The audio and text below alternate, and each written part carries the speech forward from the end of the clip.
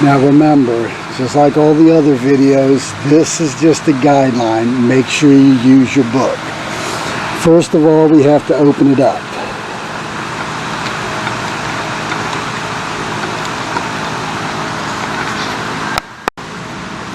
After we get the screws out, we have to make sure we remove the P-lead.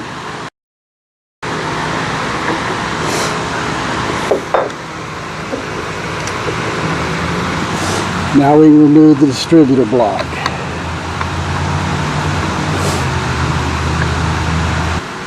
It's very important once you remove the distributor block to take these little spacers out so you don't lose them.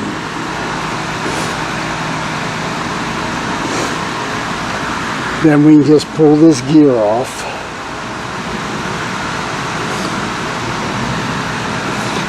And then we remove our points.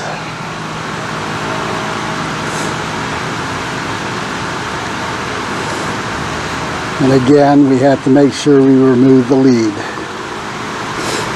Also, while we're at it, we need to go ahead and pop the lobe off. While we have the points out, in case we're going to try to reuse them, we need to take them apart and check them to see if they're burnt.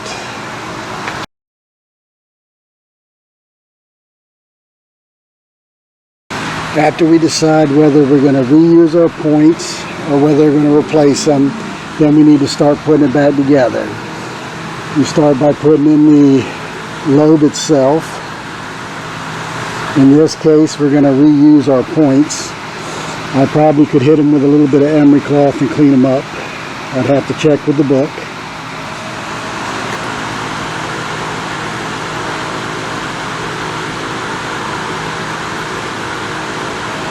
Make sure we hook our lead up.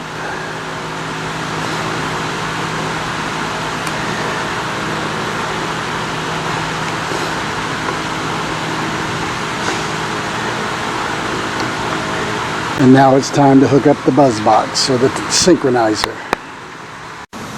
Now we need to look at the ID plate on the side and find out if the magneto spins right or if it spins left. Now that you checked your data plate and you're ready, you got your points in place and you're ready to time it, the magnet has two notches in it to put the timing tool. It's either going to go in this one or it's going to go in this one. One is marked L, one is marked R. That once you find out whether you got a right turning magneto or left turning, you'll insert the tool into that slot, then you'll rotate it till it hits up against the housing, and that's when you set your points. If we happen to have a left turning one, we put it in the other slot and rotate it to the left till we hit the housing.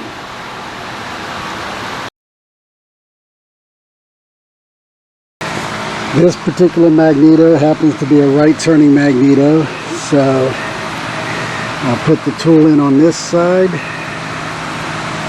and then rotate till I'm up against the housing. Now I need to turn on my buzz box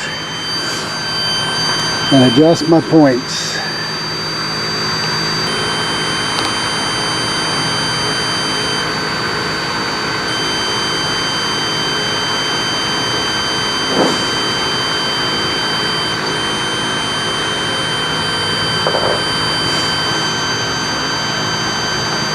Once I snug them in, I like to take the tool out.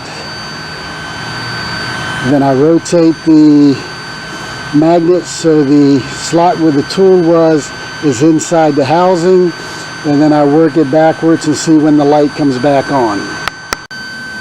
Okay, this isn't going to be easy to see, but after I get my point gap set, I usually take the magneto and I take the tool out and I set it in a vise. You can see the tool mark right there. I rotate the magneto, and when it goes past the housing over here, that light should go out. So I slowly rotate it. They say it's going to be hard to see. Right there, the lights just went out. Okay, now that I have the E-gap set, I need to measure my points. I rotate the cam to the highest point, and on this particular mag, I'm allowed 12 to 15 thousandths. My 12 is somewhat tight. The 15 is super tight. You got to be real careful because you can fit anything in there because you can pry the points open.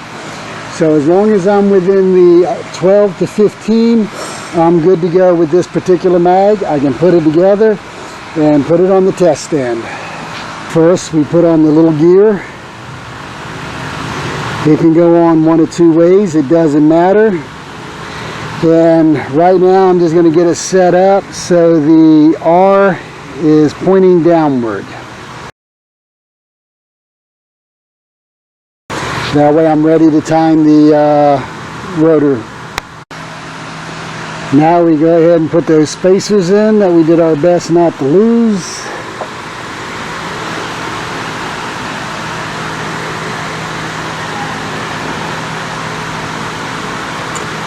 Now we need to time the R hole with the R in that gear. What I usually like to do is I put a black mark on the two teeth so I can center it right between them. I normally don't do it, but for the video and to make it easier for you to see, I colored the line and the R on the small gear so you could see the timing a little better. If you're doing it in real life, you usually have good light and you can see the marks. Now I put my distributor cap on. Make sure you use the book and torque the screws to whatever it tells you to. Do not over tighten them.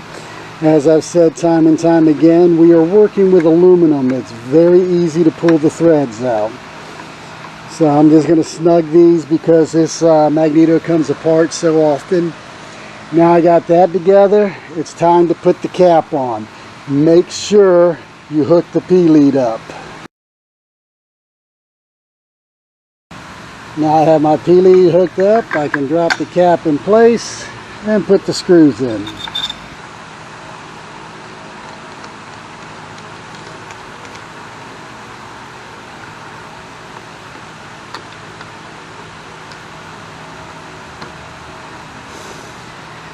I'm ready to put this Magneto on the test stand and see how it works.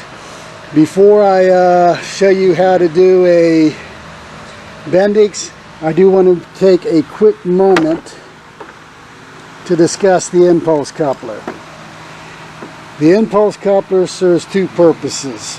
One, it retards the ignition so the engine is firing usually just slightly after top dead center or a few degrees after.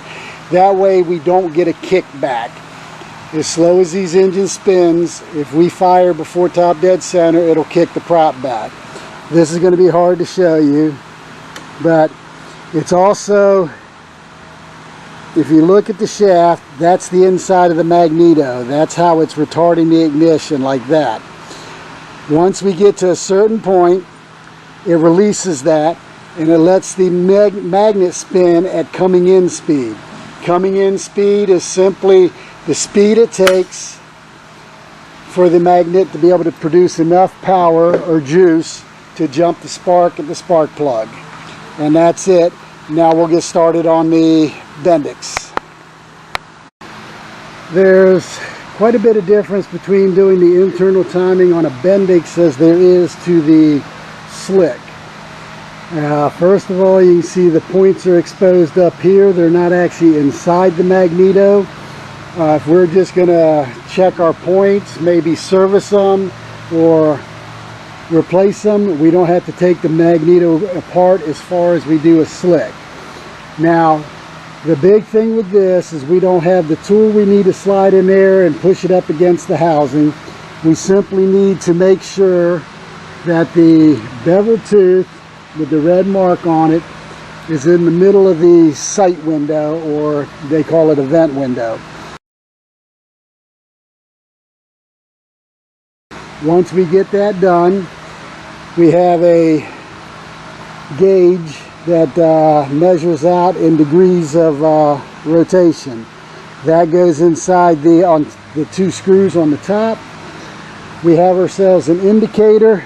We put that on the screw in the middle of the shaft. Now again, with the gear in the middle,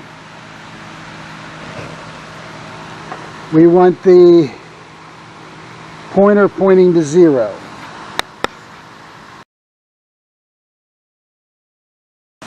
Reading the book, this is a right rotating magneto, and they tell you from the start to set your points so they open at 10 degrees before top dead center.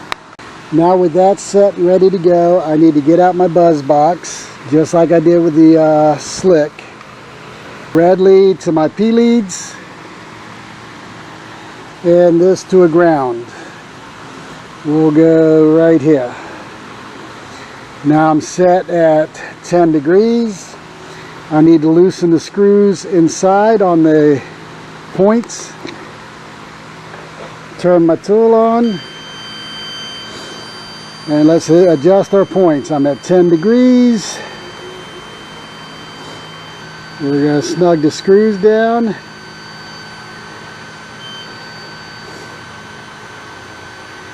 Now I'm going to check it. I retard it. And again, we're going to see when the light comes on. And we want it to be at the 10 degree mark.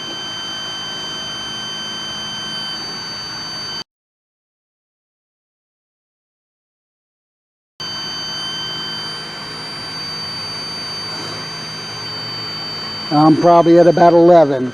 I'm going to leave it there for now because my next step, again, as you can tell from the picture, this has a little different lobe than what the slick has. Now I have to rotate it till I have the widest point gap possible. Then I'm going to take my feeler gauge. With this particular magneto, they want it at 18 degrees plus or minus 6. So I'm going to start with my 11 thousandths and see if it'll fit.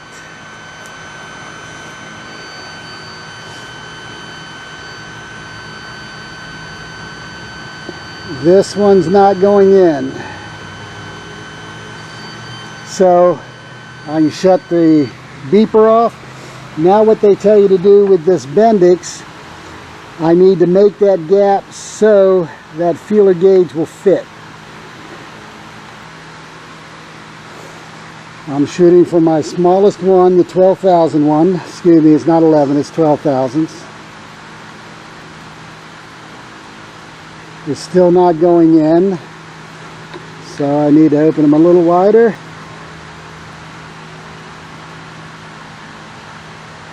It's going in, it's kind of loose. Let's see if I can close it some.